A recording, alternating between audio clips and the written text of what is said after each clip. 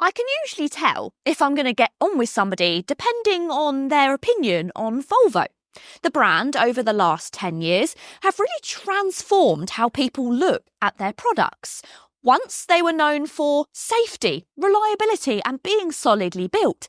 And whilst they're still all of those things, they've been edging closer and closer to that premium luxury car bracket. Hi guys, my name's Tish and welcome back to my channel Auto Social UK.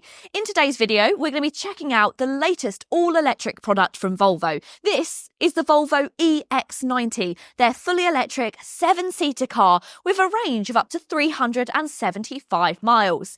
In today's video, I'm going to be telling you all about this car, including the rather high price tag, but finding out when it stacks up against the luxury competition, whether you're getting more value for money opting for something like this over perhaps something from Range Rover. So if that sounds good, then please keep watching. If you do like new car reviews and car content, then you're in the right place. Go ahead and hit that subscribe button. So first of all, let's get back up to speed. Here's everything you need to know, all the key facts and figures about the Volvo EX90.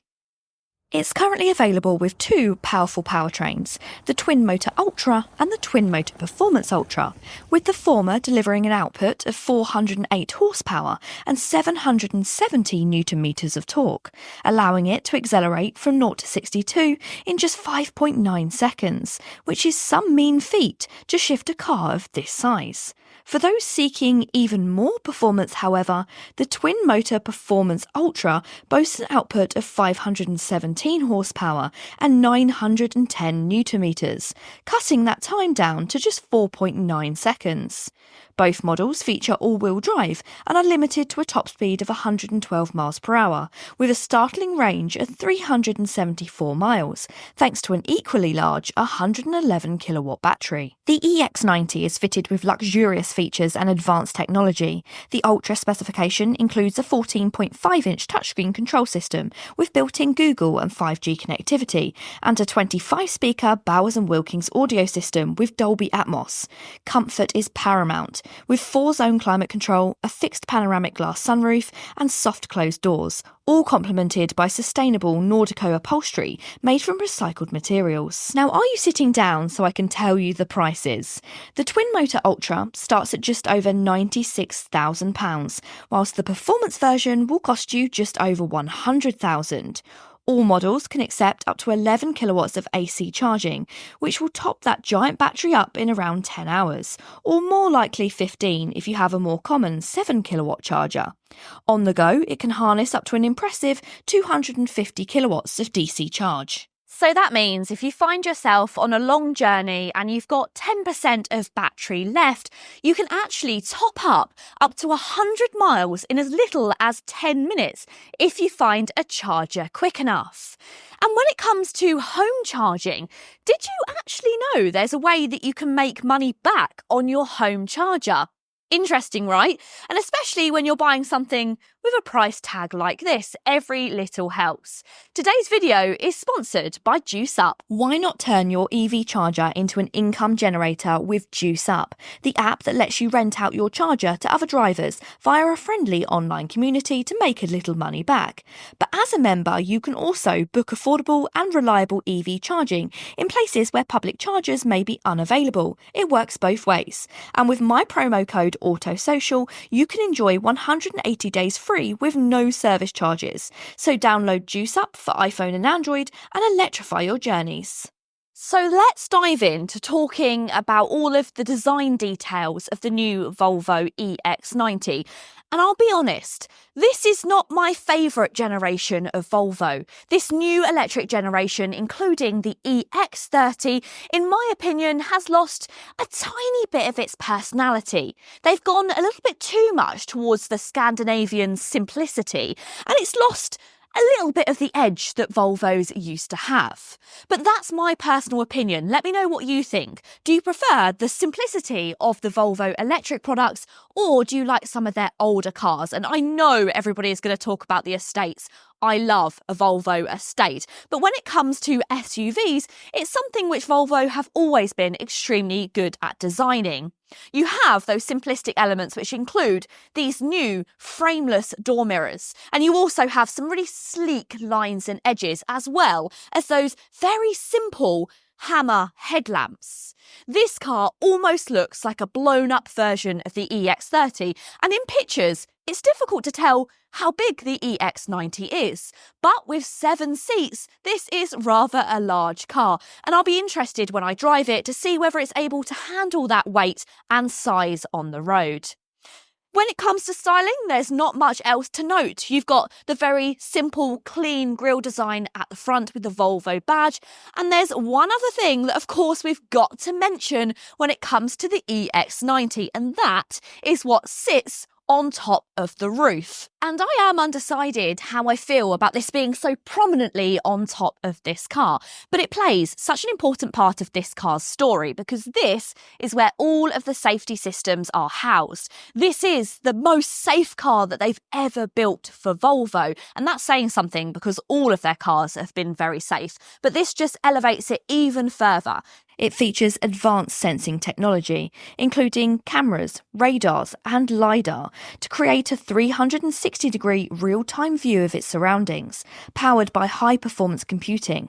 These sensors are always alert, capable of detecting objects hundreds of meters ahead, even in low visibility or at motorway speeds. Inside of the car, the EX90 monitors driver attention using specialized sensors and algorithms that detect drowsiness or distraction.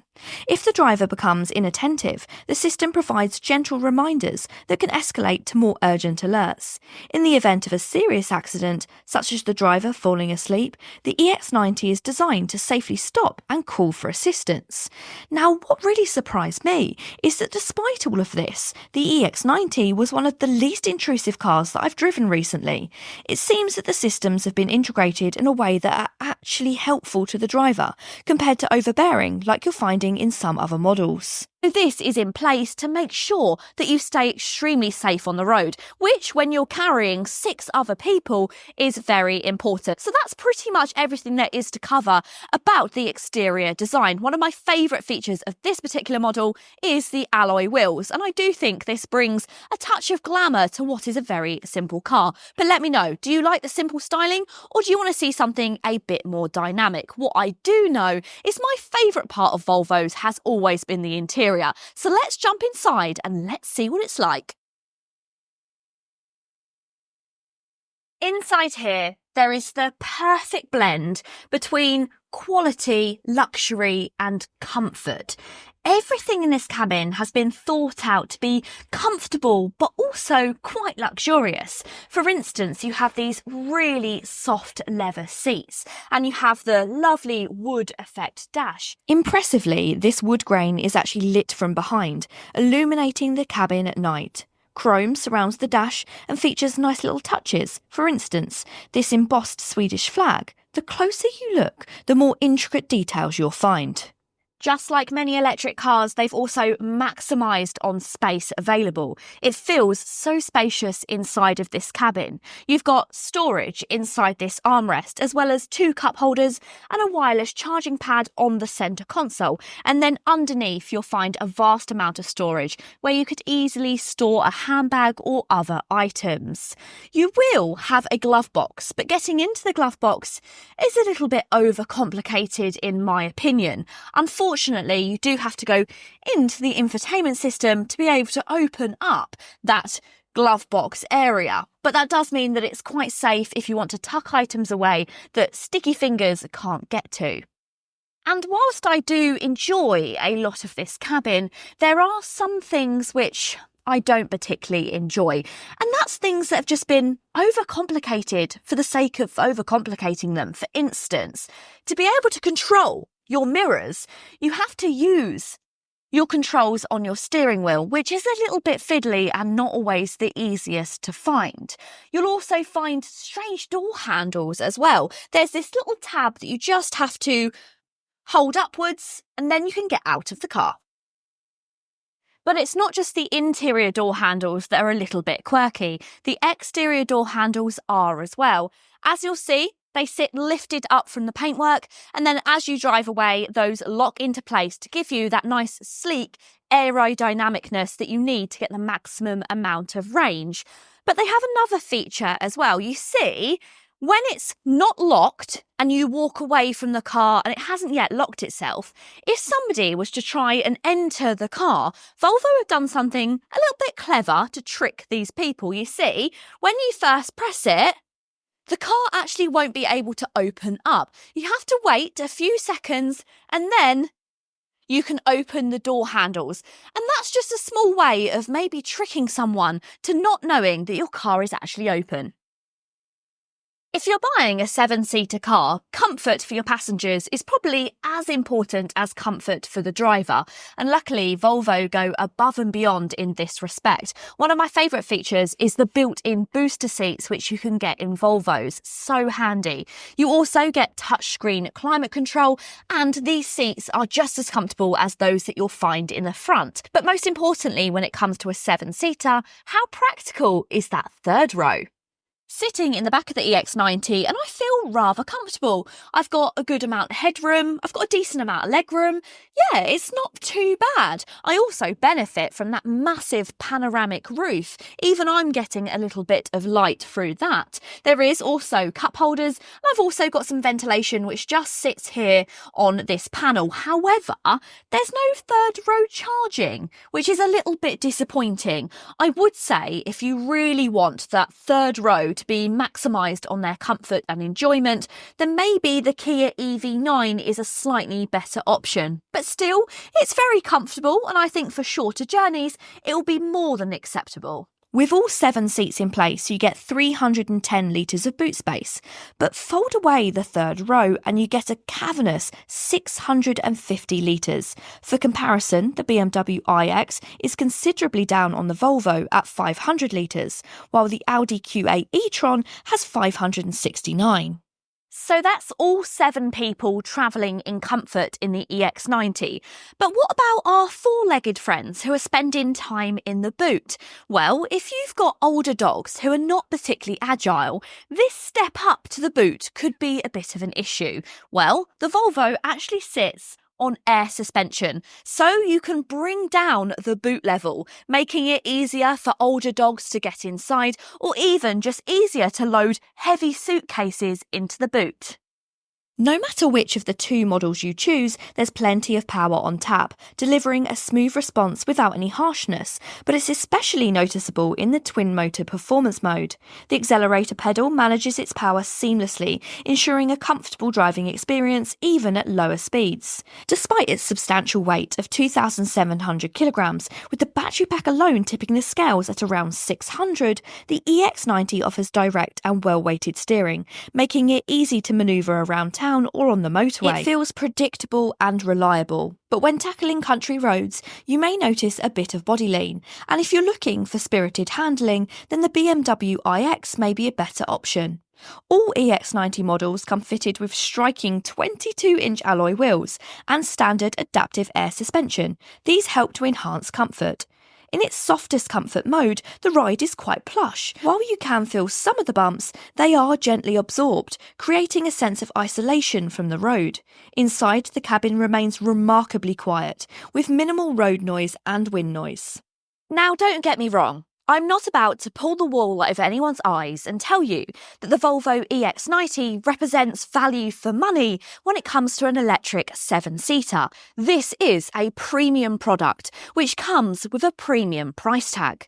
But I think what Volvo have done is they've concentrated on just elevating every element when it comes to the Volvo EX90, whether that's interior quality, whether it's the battery technology, or most importantly, their safety features. They continue to elevate their product. So though the prices are also increasing, so is everything you're getting. I really hope you have enjoyed today's video, guys. If you have enjoyed it, then please let me know. And of course, let me know what you think about the EX90. Do you think that this is a good all-electric 7-seater car? Or is the price tag just a touch too high? I think there's a lot of Volvo lovers out there who will say that their products are truly worth the price tag. But let me know all your thoughts and feelings down below. If you have enjoyed the video, please go ahead and give it a big thumbs up. And if you want to see more videos like this, then you know what to do. Go ahead and hit the subscribe button. Until next time, guys. See you later.